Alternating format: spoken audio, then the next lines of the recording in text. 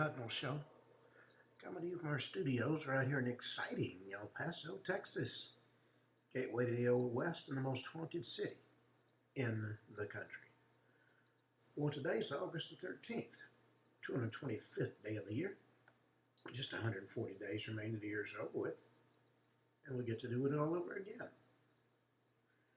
It's National Prosecco Day, World Calligraphy Day, and National Left-Handers Day. One thing about left-handers, I know because I'm one of them, you navigate the world with a unique perspective. It's like being part of an exclusive club where creativity and adaptivity shine. That's beautiful. Okay, it's also National Filet Mignon Day. Let's face it, folks, the words filet mignon call to mind a rich, succulent, melt-in-your-mouth flavor. Treat yourself to a nice steak dinner while you're out cooking one up at home. Echo People's Day. It's a celebration held in Brisbane, Australia. Brings together city and country life. This event's part of the larger Royal Queensland Show, effectively known as ECA. Crayfish Party. Elvis Week. Afternoon Tea Week. Host a British-inspired afternoon tea and plug that gap between lunch and dinner. You can have tea and biscuits. We call them cookies, scones, clotted cream, whatever you like. National Fishing Month. Bullying No Way Week. National Science Week. Navasard. National Bargain Hunting Week. Famous people born in the States, Sebastian Stan and Alfred the Birds Hitchcock. Yes. Okay, let's see what stories we have in the news today.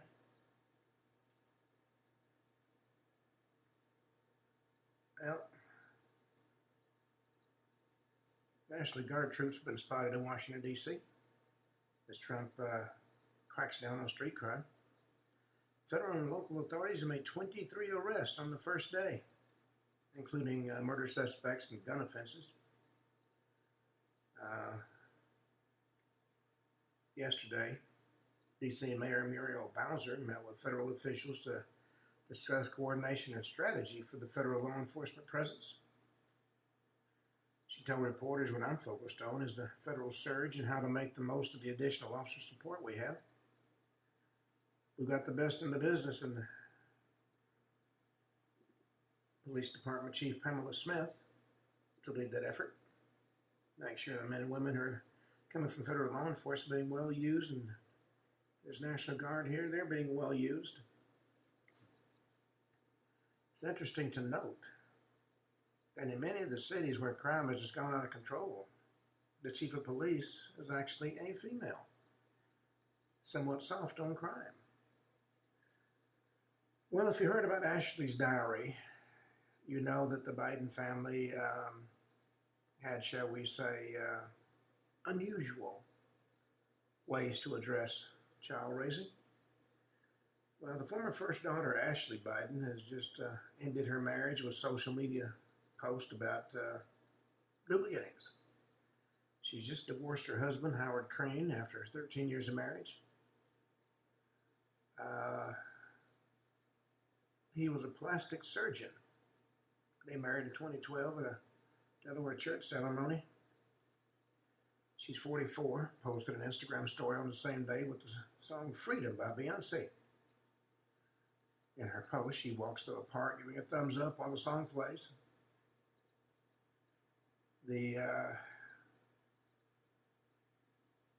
As I say, the Biden family is different. Well, President Trump has given a speech talking about the big, beautiful bill, giving parents a choice and kids a chance. Well, My system has just gone haywire again. Maybe it'll turn control back over to me so I can try to get this show underway. It must be donation time because I keep getting inundated with advertisements to give money to St. Jude and other organizations. We have donated to St. Jude, but because we want to, not because we're required to. Well, beginning in 2027, there's a $1,700 tax credit scholarship for K through 12 students. Democrats voted against school choice legislation, primarily because President Trump's in favor of it. On Independence Day, President Trump signed into law the most consequential federal school choice legislation in our nation's history. Declared educational freedom as a new right for students and families across America. It was part of the One Big Beautiful Bill Act, helped get American education back on track. Quality education is foundational to success, and it's the key to unlocking the American dream. For far too long, the parents have been forced to accept a one-size-fits-all approach to education that often doesn't work. It's failed millions of students across decades. He's going to try to do it better. Well, the Texas Democrats, their solid fronts begin to crack. They're confirming return to the state after fleeing to obstruct the GOP redistricting. They also left the state in 2021 to block GOP legislative efforts, ultimately came back weeks later. This current action has been funded in part by Beto O'Rourke, a failed presidential candidate who apparently has more money than sense. I know Beto. Well, the D.C. police chief has been ripped for what's being called a mind-blowing response to a basic police question. There was an interview after President Trump federalized the D.C. police, where she was asked about the department's chain of command. Now it's been federalized. And the reporter said, "Can you tell us what the chain of command is now?" She said, "What's that?" Please. Well, talking about the Trump-Putin-Alaska summit, we're talking about a ceasefire in the war in Ukraine. No territorial trade-offs. The European leaders have delivered a message that peace cannot be decided without Ukraine sitting at the table.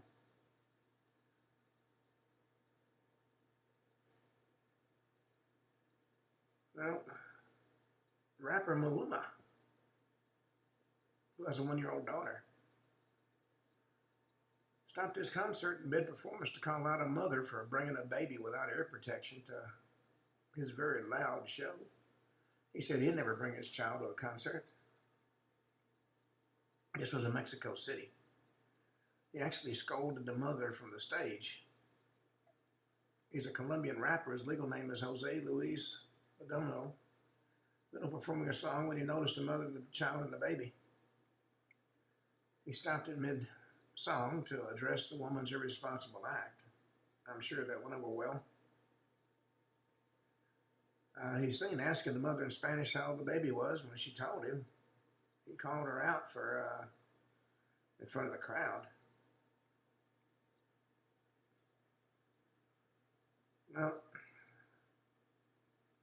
there's a runaway leader in the New York City mayoral race, and unfortunately it seems to be Mamdani. A new poll exposes trouble for rivals in the heated New York City mayoral races. One candidate takes commanding lead. Former Governor Cuomo is running as independent. He polls at 25%. Mayor Adams trails at a mere 7%. Mamdani is 44%. Republican Curtis Sliwa is at 12%. No matter what happens, it's going to be a major mess. Well, Cincinnati leaders are demanding prosecution of a white man involved in a viral street fight. Mayor Pirval reportedly says decisions on additional charges will be made as soon as possible. The body camera footage obtained by Fox News shows the moments two police officers responded to a lone 911 call reporting the attack in downtown Cincinnati, July 26th.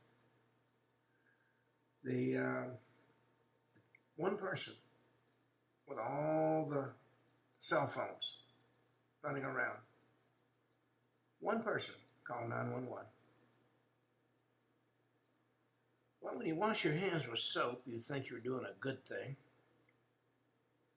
Demerite Industries has recalled a lot of hand soap over bacteria that could lead to life-threatening sepsis. Demerite Industries warns contaminated products pose a serious infection risk to immunocompromised individuals. This involves several hand soaps and cleansers and antiseptics been voluntarily recalled over bacteria contamination. The Dermarite has recalled the DermaClean antiseptic lotion soap with vitamin E in 1,000 millimeter and 800 millimeter sizes. The products were distributed across the U.S. and in Puerto Rico.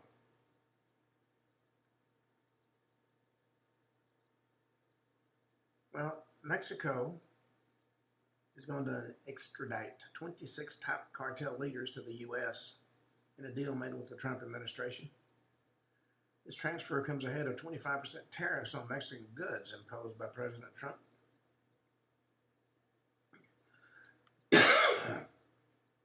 Mexico discussed the U.S. military involvement in the cartel crackdown. He says we cooperate. The president of Mexico said we cooperate, we collaborate, but there's not going to be an invasion. The U.S. is not going to come to Mexico with the military, even though their military crosses our borders quite often. Now, evacuations have begun in Alaska's capital due to an imminent threat of likely record glacial outburst flooding. Officials have recommended residents within the 17-foot lake level inundation zone evacuate the area till the water recedes. The evacuations are actually underway in parts of Alaska's capital, Juneau. This glacial outburst sent water rushing down the Mendenhall River and into communities across the region. According to officials, a glacial outburst occurred at Suicide Basin. Basins releasing and flooding is expected along the Mendenhall Lake and River late Tuesday through Wednesday. Well, Epstein's accomplice, Ghislaine Maxwell, has a legal ace, pulling out all the stops to get her out of prison. You know, I spent years as a defense attorney. I also was a special prosecutor on occasion.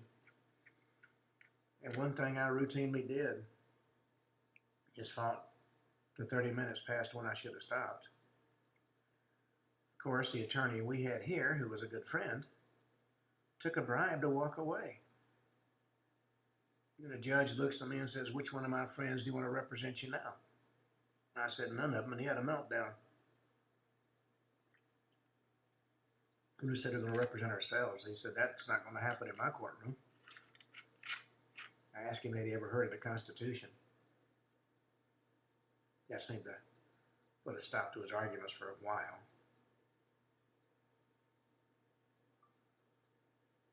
Well,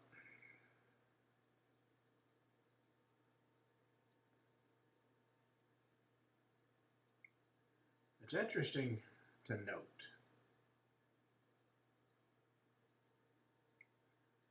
that in Cincinnati, they want to charge the people who got beat. or causing a disruption, I guess.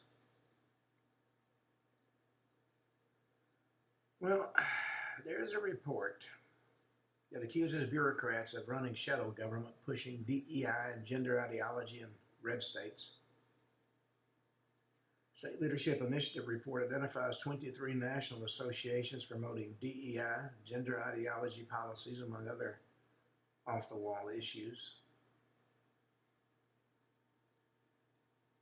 According to this report, red states, that's Republicans, are quietly adopting these liberal policies, even in states under Republican leadership, due to a deep-rooted influence from national bureaucratic organizations. In other words, at the same time we're publicly saying no, using taxpayer dollars, there are people quietly saying, oh yeah, sure, come on.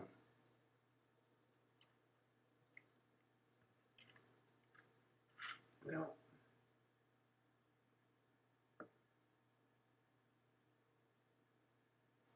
the next WNBA player's mother dies in a car crash involving illegal immigrants, according to officials.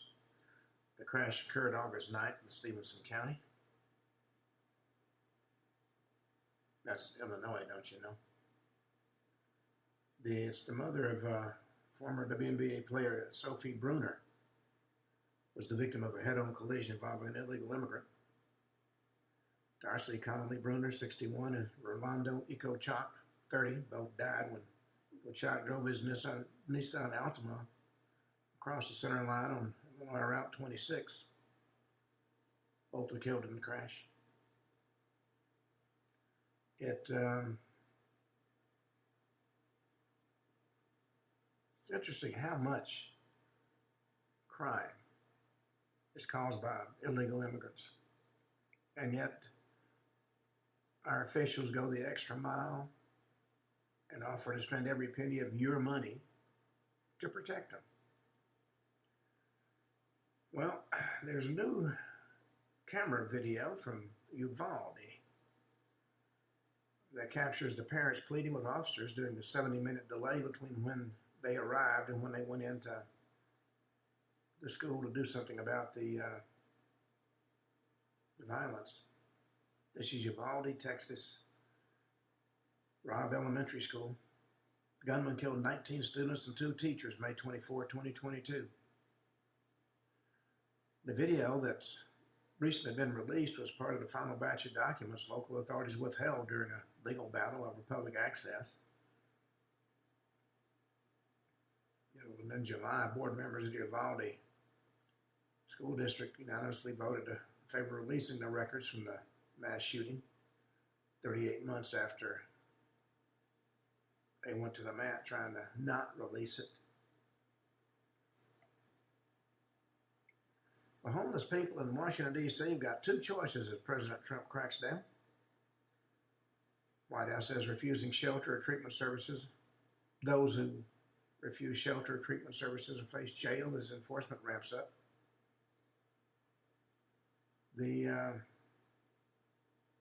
Those living in homeless encampments in the nation's capital are going to have 2 choices: accept treatment at a homeless shelter or go to jail. The Democrats are fighting this tooth and nail.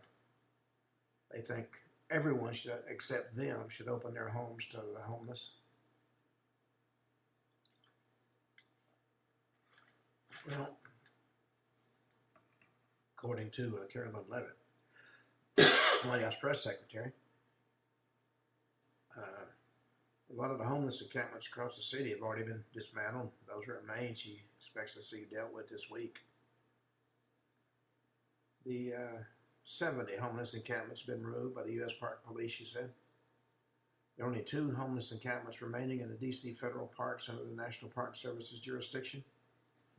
And the removal of those 2 is going to happen, is scheduled to happen this week.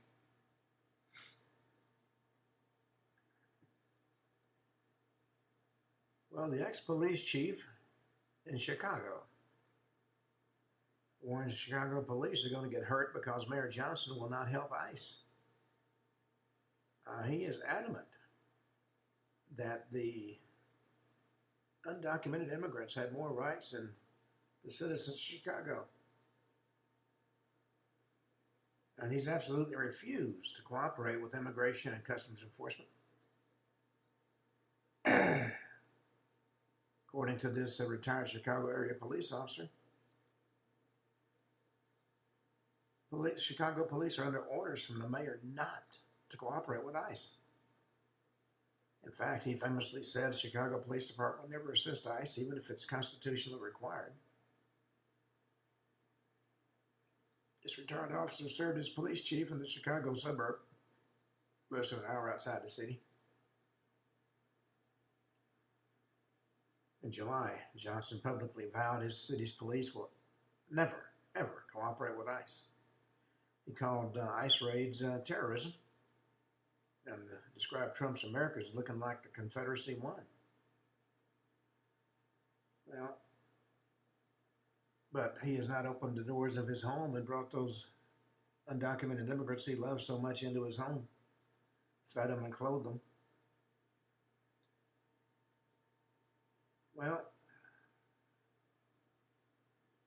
according to civil rights activists, mainstream media has become part of the race grievance industry, harming black neighborhoods.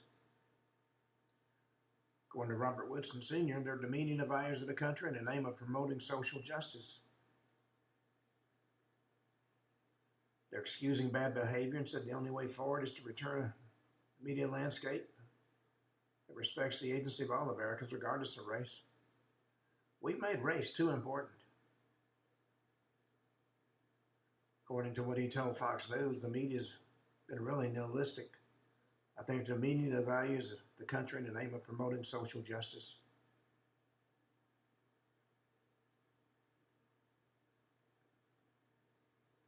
And once again,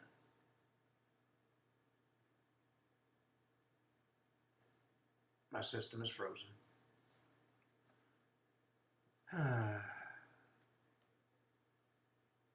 That's part of the problem of relying on computers.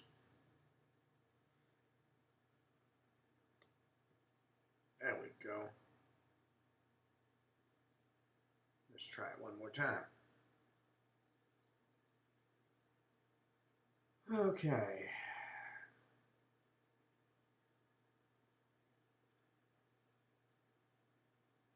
Well, an Israeli minister has warned Canada is marching toward the abyss after a Jewish man was attacked in front of children, and local law enforcement did nothing about it. According to Israel's foreign minister, the Canadian government has to do more to fight anti-Semitism. I remember growing up, we had, especially in high school, we had a lot of anti-Semitic behavior. And it got bad, very bad. And teachers are afraid to do anything about it because usually the let's call them children, doing this were the offspring of people prominent in the community.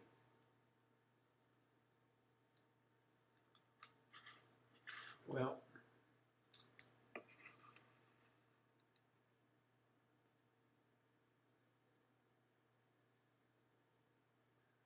an American teen pilot has been detained in Antarctica while raising money for cancer on a solo trip.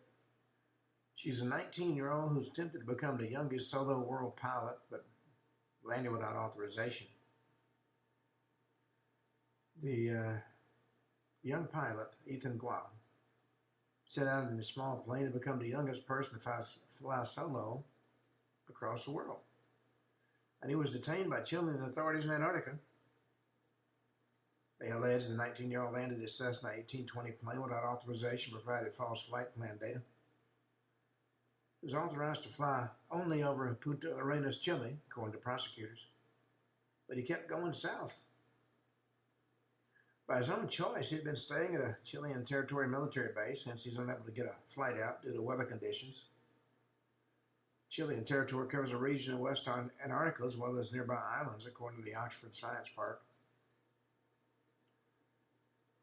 Well, somebody's always wanting to tell you what you have to do.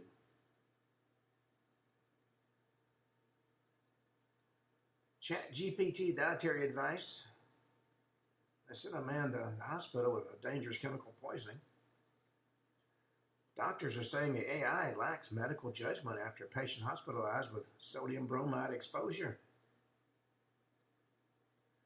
This gentleman was using Chat GPT for everything, to include dietary advice, and he poisoned himself. He's looking to eliminate table salt from his diet for health reasons.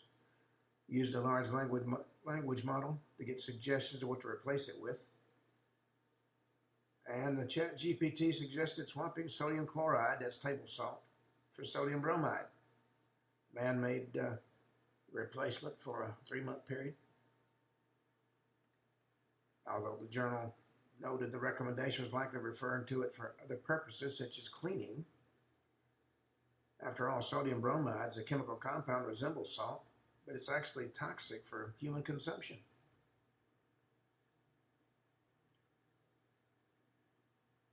Well, Walmart's running a big sale this week. Household appliances and electronics are up to 68% off. I haven't set foot in a Walmart in several years. We used to go to Sam all the time. Sam Walton's one of my cousins. And before he died, we loved it.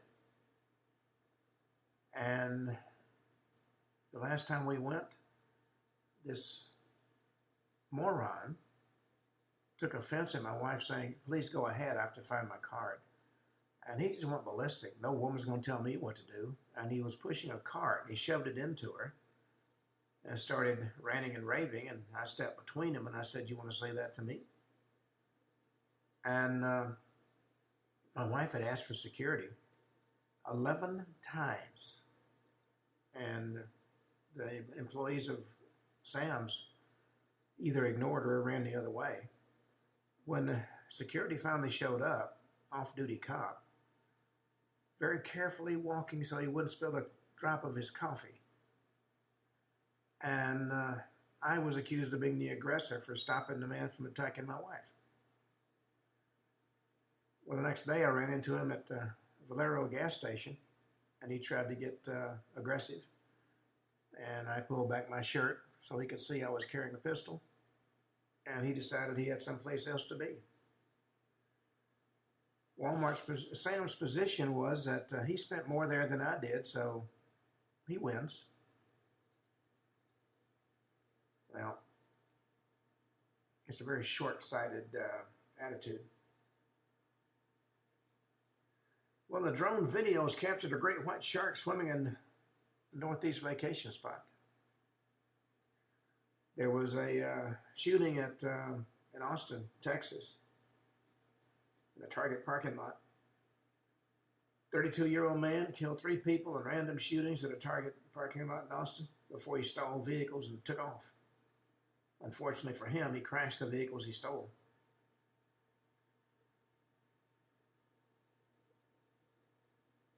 Well, more than 20 GOP attorney generals have called on RFK Jr.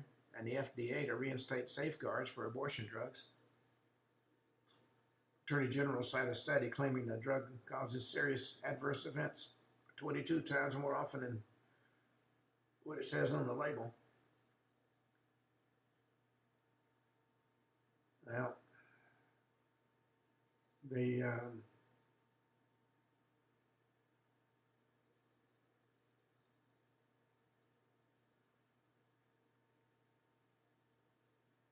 on that note, we're going to turn from the news because there's a lot more stories in the news. We're going to talk about our main topic. As I said yesterday, we're going to be talking about conspiracy theories. I'm going to do a couple of days on some of the greatest mysteries and cover-ups.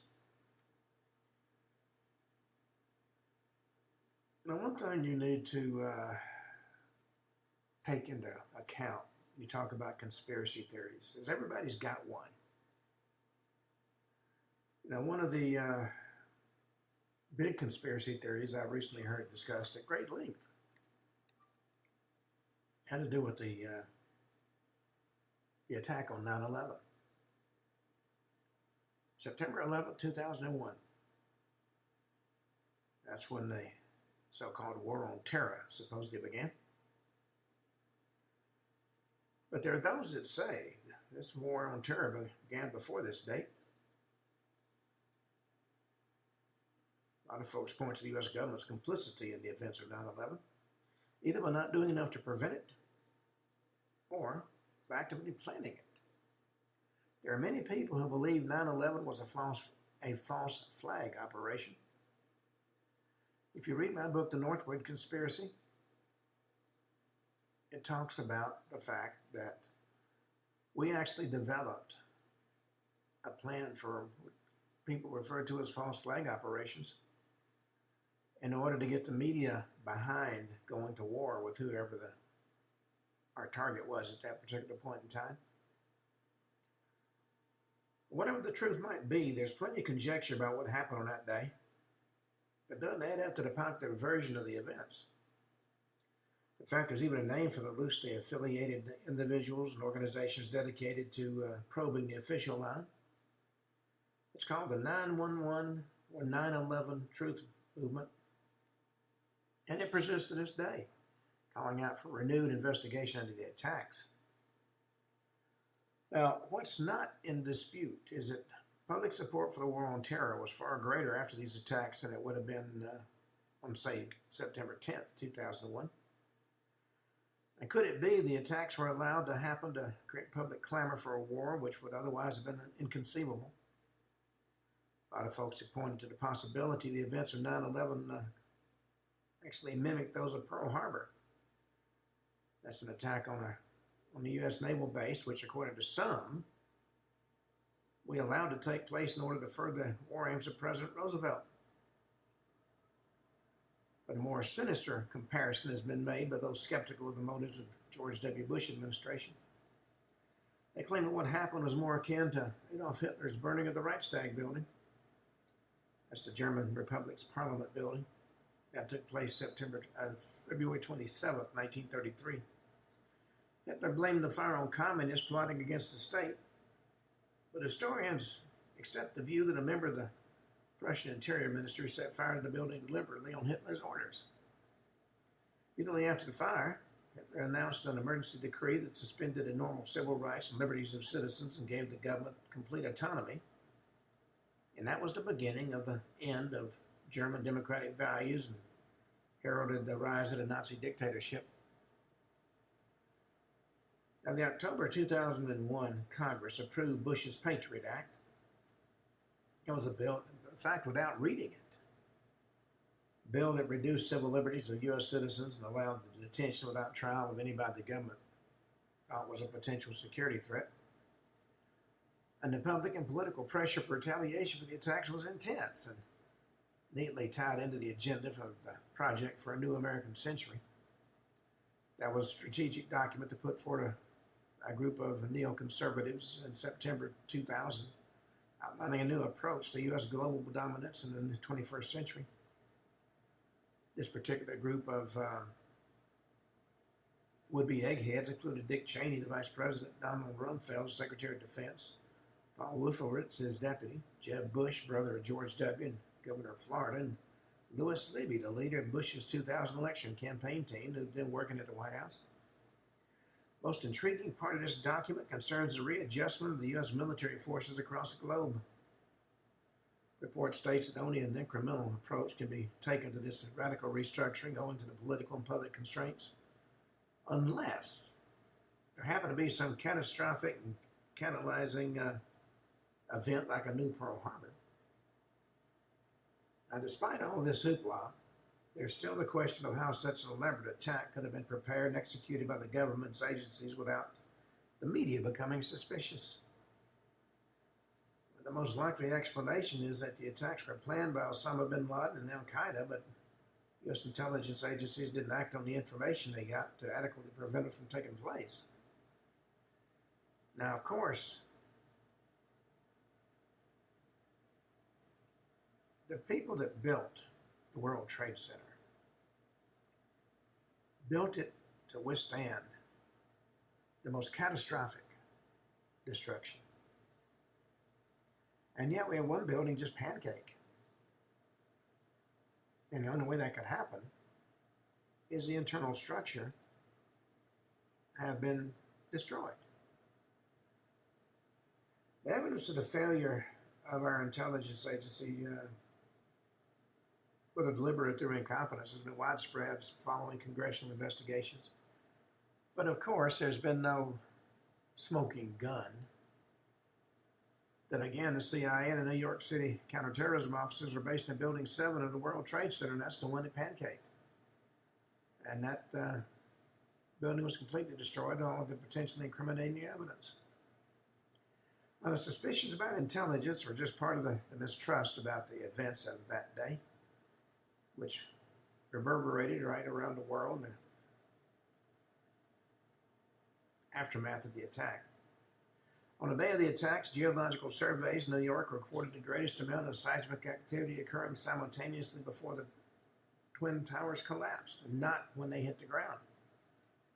That led a lot of folks to the conclusion the towers are blown up with explosives planted directly underneath the building and not by the enormous volume of fuel that ignited after the two airliners exploded.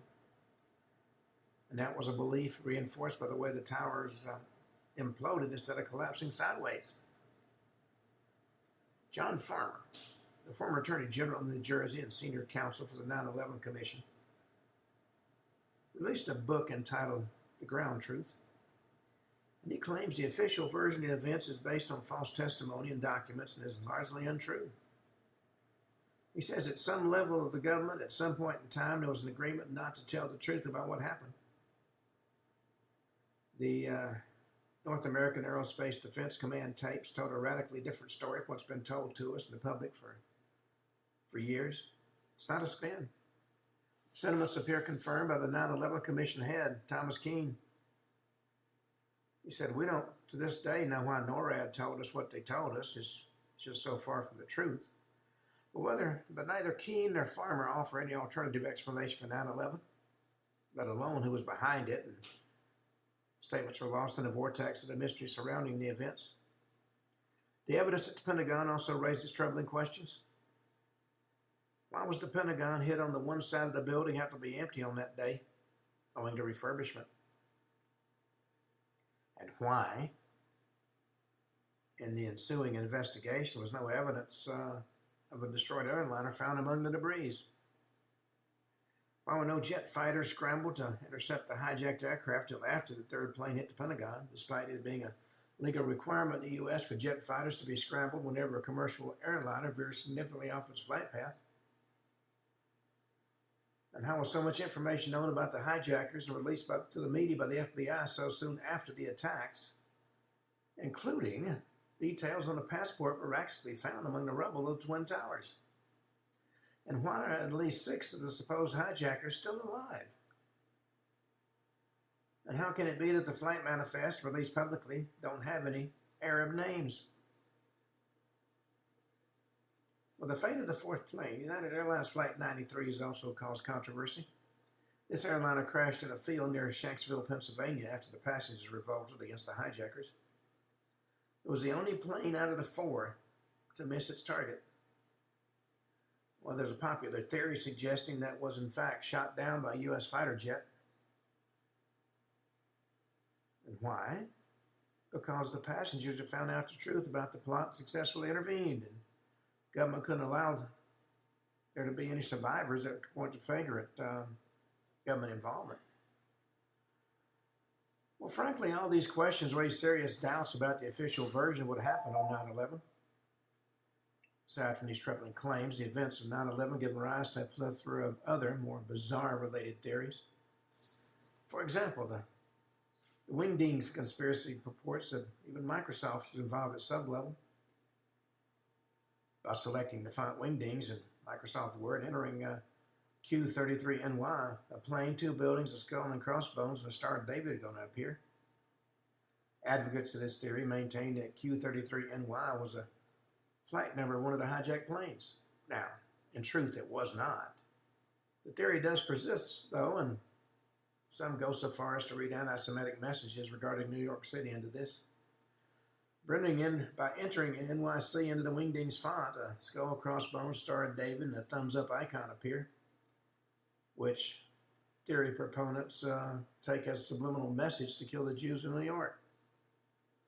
David Icke would have us believe the reptilian shape-shifting aliens who control the entire world's governing bodies were to blame. But whatever the truth might be, the dust from the events of that day show no signs of settling anytime soon.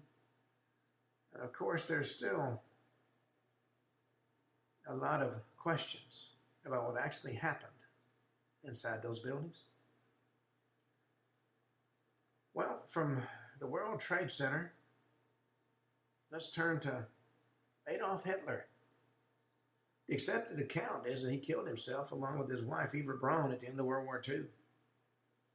But recent tests on what was supposed to have been his skull showed it to have been that of a woman, not a man. So did this mean he survived? Well, there's several different theories about where Hitler could have gone. Some say, of course, he escaped to Argentina, along with other Nazi officers responsible for the Holocaust, taking a Nazi supply of stolen gold with him. Theory is that he managed to get on a U-boat, which then sailed across the Atlantic and secretly deposited the dictator before surrendering itself to the Argentinian authorities. Now, there were, in fact, several U-boats that vanished, and eventually, after the war, surrendered to Argentinian authorities. Others agree he used the U-boat to escape, but think his location of choice was a little colder. As early as 1939, a secret German expedition was made to parts of Antarctica with the intention of building a base there. It's called Base B-211. Some think the U-boat dropped Hitler off at the completed base in 1945, or maybe even before the end of the war, with body doubles taking his place in Germany to avoid suspicion before continuing to Argentina to surrender. Later on, British SAS soldiers were linked with operations in the area, and in the following few years until the early 1950s, U.S. forces reported had violently attacked Antarctica in secret, in fact, using atomic weapons on several occasions. Some believe the British and U.S. forces are trying to kill Hitler and destroy his secret base, although nobody knows for sure if they were successful. There's a third theory suggesting Hitler may have escaped to the moon. Nazis have been developing complex, sophisticated weapons for several years before the end of the war, including rockets. Some think one of these rockets was used to take the Führer into space to live in a secret colony on the moon. In fact, it's believed there might be up to 40,000 people living in that colony, which has been kept secret from the rest of the world to provide a secure living space for the world's elite. According to this theory, the atmosphere on the moon is breathable, and Hitler would have had no problem living out his life in comfort and safety there. We may never know what really happened to him in 1945, but one thing is certain. Even if he did survive the war, it's likely he'd be dead now. In 2019, he would have been 130 years old. Well, you have to ask yourself, what would a 130-year-old Adolf Hitler look like? The very idea is a little unnerving, shall we say. Well, the next conspiracy has been on the tongues of many people. AIDS, quite possibly one of the most horrific developments of the 20th century. Millions of dollars have been poured into research, but a cure still seems all but elusive. Gone are the days of carefree sex and drugs and rock and roll, and this deadly virus isn't all discriminatory about who it infects. Well, as shocking as the whole phenomenon would be if it was really a natural plague, there's a theory that the AIDS virus was in fact artificially manufactured by the U.S. government to kill off the so-called useless eaters of the human race. They're referring to blacks, homosexuals, and drug users, to be more precise. The Minister of Health for Louis Farrakhan's Nation of Islam, Dr. Abdul Alim Muhammad, called for a formal investigation. According to him, we know from the congressional record money was appropriated for the creation of artificial biological agents to defeat the immune system.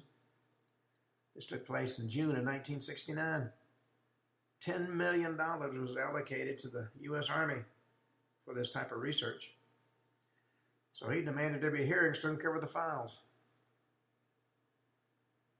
Well, in an experiment that took place in Tuskegee, Alabama from 1932 to 1972, about 400 poor black men were used as guinea pigs as scientists studied the effects of syphilis left untreated.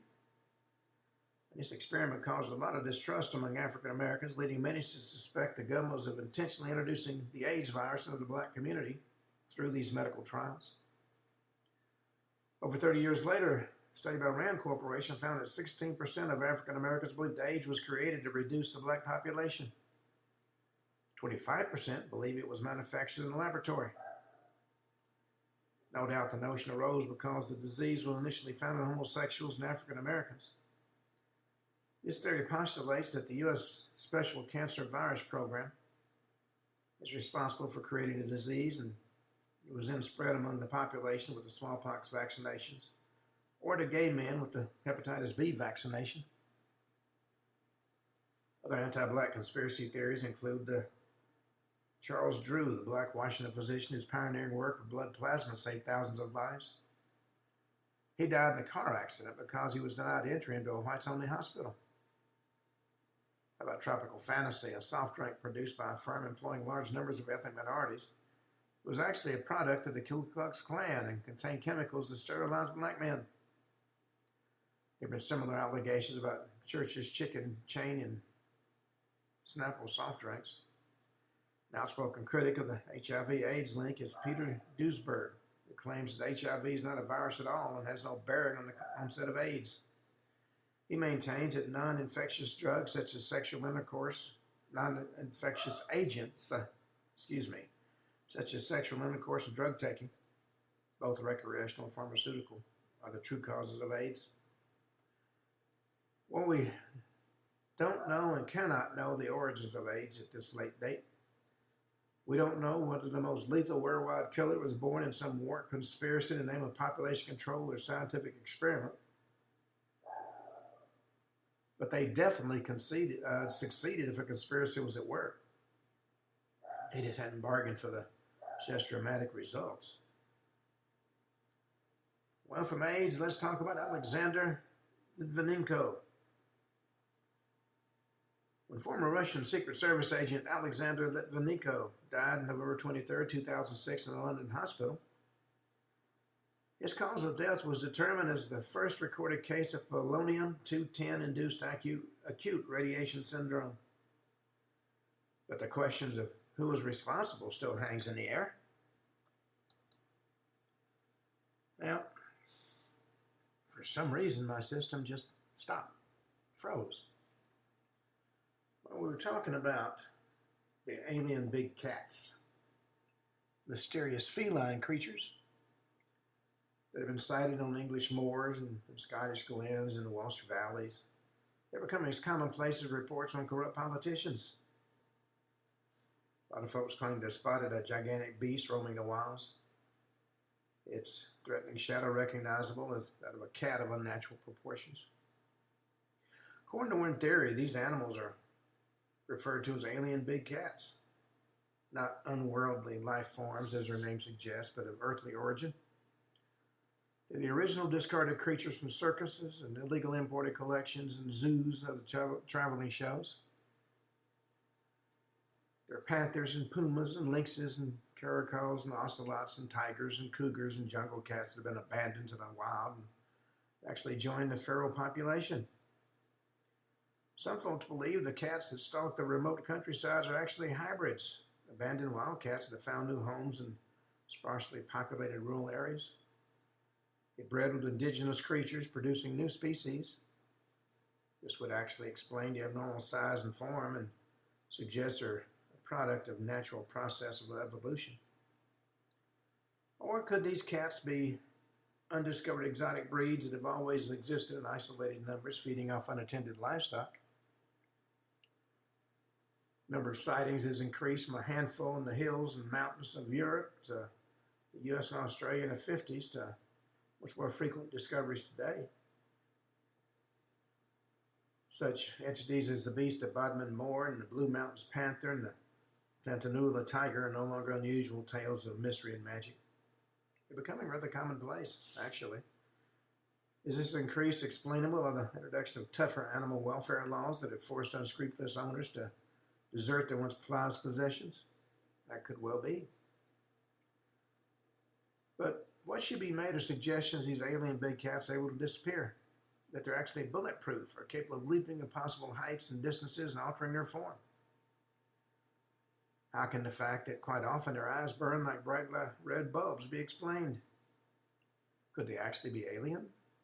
If extraterrestrials come to our planet and disguise themselves as giant felines so they can secretly stalk the globe and gather information on its inhabitants, maybe getting ready for a real War of the Worlds. And from alien big cats, let's talk about a topic that fascinates a lot of people. Aliens. I don't mean undocumented immigrants. There's yet to be proved categorically whether or not aliens on other planets exist, but reported sightings and abductions have certainly led to a whole minefield of speculation about why the government and the powers that be might want to hide their existence from us and what the aliens' intentions toward us might be. What's more, maybe most disturbing is the suggestion that the Western world's leaders are heavily involved with the aliens. This involvement would appear first and foremost to be military. Witnesses testify to the fact that particularly high numbers of UFOs are spotted around military bases worldwide, and that there are military centers hidden underground all over the U.S. I've seen a couple of those. What could the U.S. government be trying to hide? There's the theory the aliens either visit or are kept in Area 51. That rumor's been in circulation since the infamous Roswell incident in 1947. As I've said several times before, I used to speak there every 4th of July event until the individual who got control of the board decided I was not politically acceptable since my books outsold his. And his ego was as big as all outdoors. Well, the period January to September 2009 saw more UFO reports than any previous full-year period since records began being kept in 1997. One such report was filed by a pilot flying over Oxfordshire who saw a flying disc about 60 meters above him. That report was forwarded onto the UFO desk by air traffic controllers, possibly from RAF station Breeze Norton. The Ministry of Defense spokesman confirming that most reports do originate from there. Now, of course, not all reports are from the military. In 1962, for example, a 14-year-old named Alec Birch photographed what appears to be a whole group of flying saucers. His sci-fi fantasy was dashed when the Air Ministry concluded the photo depicted not UFOs but reflections of sunlight from ice crystals, which gave the impression of flying saucers in the smoky atmosphere. It would appear, from their response, that the Air Ministry was only too keen to come up with a logical explanation that ruled out the possibility of an extraterrestrial visitation. In this country, no matter what it is, it's a weather balloon. Now, aliens are sometimes presented as harmless, rather clueless little green men, but the testimony of those who claim to have been abducted by aliens and rendered powerless to protect themselves from various assaults suggests that maybe the intentions of extraterrestrial beings are not entirely laudable. Let's look at the famous case of Betty and Barney Hill in 1961. Reported a time loss of 2 hours after spotting a UFO in the night skies over New Hampshire. Subsequent hypnosis revealed the couple appeared to not only have been abducted by aliens, but to have undergone a physical and mental test. They both gave a clear depiction of what is now the archetypal alien depiction. Big gray head, slanted eyes. After 6 months of hypnotherapy, the therapist, Dr. Simon, released his report to expert opinion Betty and Barney Hill had indeed been abducted and taken aboard a spacecraft. Over the following years, the Hills spent time with numerous researchers and scientists, not one of whom dispelled the notion of abduction. I actually met Betty Hill, very nice lady. Of course, we can't know for sure that the accounts of the Hills and numerous others alleged abductees are solid evidence of interaction with aliens. But the possibility that governments and the military can make a deal with an alien race is certainly not inconceivable. After all, why not allow these foreign races to take animals and humans for experiments and genetic engineering or any other purpose in exchange for technology far beyond their own primitive scientific knowledge? And let's face facts, the technology required to efficiently cross galaxies would eclipse anything we've yet conceived, and all governments would only get their hands on it. Stories of abductions would suggest that aliens and those who deal with them have proved themselves to be far from trustworthy. Such actions are frightening and point to nothing less than a malevolent conspiracy. Maybe the aliens trick our governments by using a guise of exploration. By pretending to have no intention of domination, extraterrestrials could be visiting our planet at this very moment, studying the human race for possible future invasion. It would seem that the fate of our entire race, not to mention our planet, is at stake here. World domination by an extraterrestrial people is not an entirely comfortable prospect by any means. However, most reported UFO sightings don't record any contact with aliens, and maybe we can conclude that from this that if aliens are visiting the planet, they're not all interested in conducting tests and experiments. Maybe on the other hand, they're not interested in testing us at all. And now, of course, this next topic is been around since the 40s. It's the story of Area 51. But this is an extensive conspiracy theory. And we've run out of time for today's show. So we're going to cut it off here. And we'll be starting our show tomorrow talking about Area 51. Until then, this is Ken Hudnall for the Ken Hudnall Show saying have a truly great evening.